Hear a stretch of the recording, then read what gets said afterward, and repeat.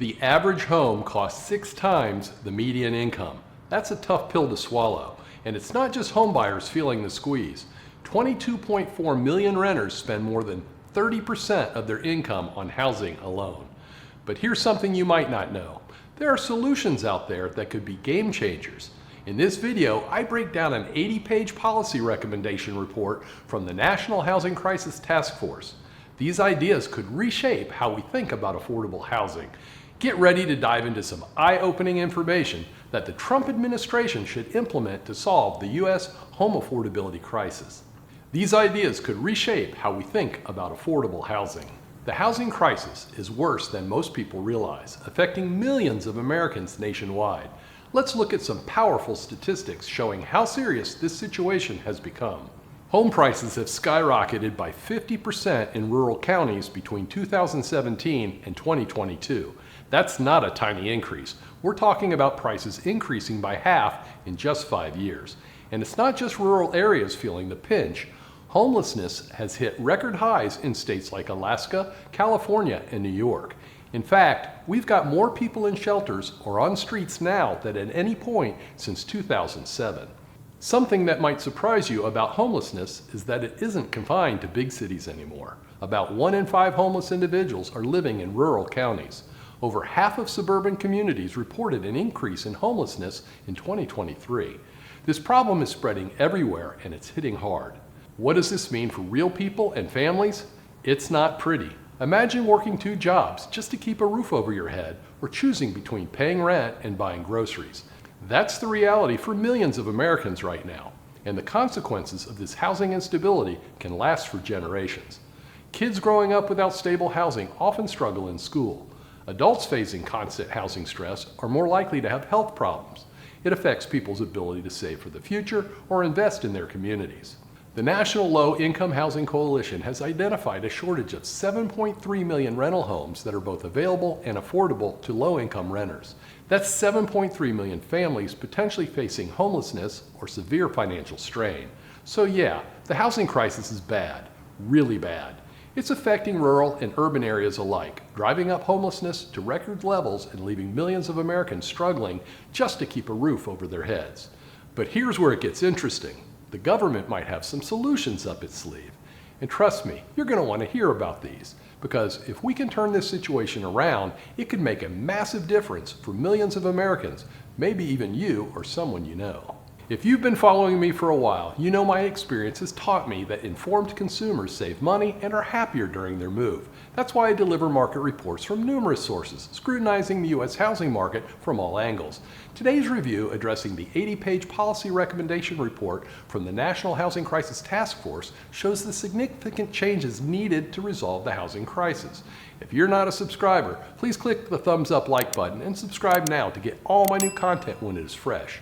If you really want to know what's going on in housing, to see and hear the data explained, to learn the tips and tricks that put extra money in your pocket, then subscribe now and I'll keep you in the know. The National Housing Crisis Task Force has developed a comprehensive plan that, if implemented by the Trump administration, could significantly impact the housing market. This isn't your typical government proposal. It's a full-scale federal housing policy with potential impact rivaling the New Deal. Our current policies aren't effectively addressing the housing crisis. They're like trying to put out a forest fire with a garden hose. The task force approach is more like calling in the entire fire department, including helicopters with water bombers. They propose a whole-of-government strategy involving every department from HUD to USDA to Treasury. It's about intelligent, coordinated action across all agencies. The task force is recommending some significant moves. They're pushing for a Housing Act of 2025 that addresses both immediate issues and long-term structural problems. They want to see executive orders and legislative actions within the first 100 days of the Trump presidency. That's how urgent they consider this crisis. One of their key proposals is establishing a Housing Crisis Council right in the White House. This team of housing experts would have direct access to the president, ensuring housing stays at the forefront of national policy discussions. They're also suggesting we treat housing production like an industry. Just as we invest in tech or manufacturing, they want to make significant investments in housing innovation. This includes streamlining regulations, fast-tracking approvals, and channeling resources into new construction technologies. The government's approach combines bold leadership, coordinated action, and a willingness to think big and act fast. We're looking at a potential transformation of the housing market that could have far-reaching effects, similar to programs like the GI Bill or the creation of the 30-year mortgage. However, while these ideas sound promising, implementing them is a different challenge altogether. Some current programs might hinder progress, and we must address these obstacles head-on. Let's look at our federal housing programs. You might be surprised to learn that some of these well-intentioned policies make housing more expensive. I know it sounds crazy, but it's true. Take those subsidies for affordable housing construction. You'd think they'd help, right? But here's the thing. The units built with these subsidies often cost more than regular market rate construction. We're spending more money to build affordable housing that's more expensive. It doesn't make sense, does it? And it's not just about the money. These programs can slow things down when we need to build homes fast. All the paperwork and requirements that come with federal funding can make the construction process a real headache. But here's something that might shock you. The federal government is actually putting less money into critical housing programs now than it did 20 years ago. We're facing a massive housing crisis, and we've got fewer resources to work with than we did at the start of the century. It's like trying to fix a leaky roof with fewer tools and materials than we had before. And remember those housing choice vouchers? 3 out of 4 low-income households who qualify for them don't get any housing help from the government. That's a massive gap in support for the people who need it most. Let's not forget about the rental market. It's becoming increasingly like a game for investors, with housing treated as a way to make big returns. This has led to many homes being bought up by investors instead of families, making the housing crisis even worse. So why are these programs making housing more expensive? It's a mix of inefficient subsidies, less funding, slow bureaucracy, and a market more focused on profits than people. But here's the good news. We can fix this. It will take significant changes and a new way of thinking about housing. What if we looked at housing from a completely different angle? What if we completely changed our approach instead of trying to patch up a broken system? That's precisely what we'll cover next. Trust me, it could improve things. Now, let's discuss a potential game changer in the housing world. We're considering treating housing production like an industry, similar to how we build cars or smartphones. This would be a big shift from our current system, which is a jumble of different programs and policies. The National Housing Crisis Task Force is pushing for a national housing industrial strategy. This plan aims to revolutionize home building by focusing on innovation, supply chain efficiency, and a workforce development. It's about meeting our national production targets with the same focus we use for other industries. Now, here's where it gets exciting. Imagine a HUD Housing Innovation Unit modeled after the Defense Innovation Unit. This group would invest in companies working on cutting-edge technologies to reduce housing production costs. We're talking about innovations that could dramatically reduce building times and expenses. But it's not just about new tech, it's about rethinking the entire process. Some countries are already leading the way. They've got programs that make it easier and cheaper to build affordable housing, like offering loans below the Treasury rate or even zero-interest loans for affordable housing development. The task force is also suggesting a first loss pool for housing projects. This pool would act as a safety net for lenders, making financing more extensive projects easier. It's about removing the barriers holding back innovation in housing construction. And let's not forget about the workforce.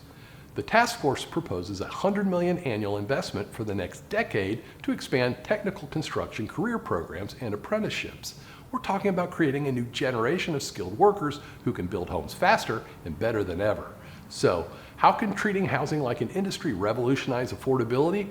By bringing innovation, efficiency, and scale to the housing sector, we can see homes built faster, cheaper, and better than ever. It's about creating a system where affordable housing isn't just a dream, but a reality for millions of Americans. But making this shift isn't just about changing our mindset. It's about serious investment. And that's precisely what we're going to cover next. Because transforming an entire industry, well, that's going to take some serious cash. Transforming an entire industry comes with a hefty price tag, and solving our housing crisis is no exception. The numbers we're looking at are staggering, but they might be a bargain compared to what we already spend. The National Housing Crisis Task Force is proposing a massive federal investment in housing. We're talking about a universal housing choice voucher program that would cost about $168 billion under current market conditions. That's 5 times bigger than what we're spending now. I know it sounds like a lot, right? But when you put it in perspective, it starts to make sense. This housing program is a fraction of what we spend on other federal initiatives. And remember, this isn't just throwing money at the problem. It's about smart investments that could change millions of lives. Now, let's talk about the return on investment. The Center for Public Enterprise has some interesting numbers. They estimate that a $10 billion initial investment in a specific type of housing debt could lead to 300,000 new housing units built annually. That's a lot of homes for families who desperately need them. This money would be used to preserve existing affordable housing, help renters, and even create new paths to home ownership. It's a comprehensive approach that tackles the housing crisis from all angles. But here's what excites me: the potential impact on our economy. When we invest in housing, we're creating jobs in construction and related industries. Those jobs generate tax revenues, and like Franklin D. Roosevelt's New Deal, they will provide economic relief and stabilize communities. We're giving people the security they need to focus on their careers, education, and families. The cost of inaction is enormous. We're talking about millions of Americans struggling to make rent, families living in constant fear of eviction, and a whole generation that might never be able to afford a home of their own. We'll see violence, crime, and homelessness increase when a real solution is at hand. So, how much federal capital is needed to make a dent in this problem? The truth is, it's a lot to you and me, but for our federal government, it's a fraction of what was spent on COVID. We're talking about a level of investment in housing that we haven't seen in decades. But if we want to solve this crisis, this is what it'll take. Behind all these big numbers and policy proposals are real people, real families, and their stories, well, that's what we're going to cover next. You might think housing instability only affects a small portion of the population. But what if I told you it's silently eroding the foundation of our society, impacting everything from healthcare to education? The numbers might surprise you, and they're only getting worse. Let's talk about what's really happening to people struggling with housing costs. I'm not just talking about missing a rent payment here and there. I'm talking about families forced to choose between paying for a roof over their heads or putting food on the table. It's about parents working multiple jobs to keep up with skyrocketing rents, leaving them no time to spend with their kids. And it's about young adults giving up on their dreams of home ownership, stuck in a cycle of high rents that make saving impossible. But here's the kicker: this isn't just affecting low-income families anymore. Middle-class households are feeling the squeeze too. Teachers, nurses, firefighters, the people we rely on every day are being priced out of the communities they serve. And it's not just in big cities. This crisis is spreading to suburbs and rural areas, leaving no corner of the country untouched. Now, let's talk about the long-term consequences. When families can't afford stable housing, it affects every aspect of their lives. Kids struggle in school because they constantly move or live in overcrowded conditions. Adults face chronic stress that leads to serious health problems. And forget about saving for the future or investing in your community. When you're spending most of your income on housing, there's nothing left over. The National Housing Crisis Task Force has some eye-opening research on this. They found that housing instability can exacerbate mental health issues. People facing housing insecurity are more likely to experience anxiety, depression, or other mental health challenges. It's a vicious cycle. The stress of unstable housing makes mental health worse, which in turn makes it harder to maintain stable housing. And it's not just about individual families. This crisis is costing our entire society. We're talking about increased healthcare costs, diminished educational outcomes, and reduced economic productivity. Experts warn that without immediate action, we could look at a whole generation trapped in poverty, unable to build wealth or achieve stability. So, why are millions of renters drowning in housing costs right now? It's a perfect storm of rising prices, stagnant wages, and a severe shortage of affordable housing. Remember, the National Low-Income Housing Coalition found a shortage of 7.3 million rental homes available and affordable to low-income renters. That's 7.3 million families potentially facing homelessness or severe financial strain. We're at a critical point where the cost of doing nothing is becoming too high to ignore. Families are suffering, communities are destabilizing, and our economy is taking a hit. But here's the thing: it doesn't have to be this way. We have solutions. We have ideas that can turn this crisis around. So what's holding us back from fixing this mess? That's what we're going to dive into next. Let's talk about the real culprit behind our housing crisis. It's not what you might expect. While money plays a role, the biggest obstacle is paperwork and regulations. These rules are making it more complicated and more expensive to build homes, and it's costing us all. Land use and zoning regulations drive up housing costs by making buildable land scarcer. It's like we're playing a game of musical chairs, but instead of removing chairs, we're removing places where you can build homes. And guess who's losing? You and me. These regulations are also empowering NIMBY, the not in my backyard sentiments, making it harder for new homes to be built. Developers are left uncertain if their projects will even get approved. Discretionary permitting processes are causing years of delays, and development fees can add tens of thousands of dollars to construction costs. That money, it gets passed right on to buyers and renters. And it's not just a local issue. Federal regulations are adding time and cost to projects using federal funding. It's like we're trying to build homes with one hand tied behind our back. But there's some good news. States like California, Montana, Oregon, and Utah have enacted significant housing reforms. They've set serious goals to address housing production and homelessness, and the results are showing. These states are proving that significant regulatory reforms can increase the housing supply. The federal government is catching on too.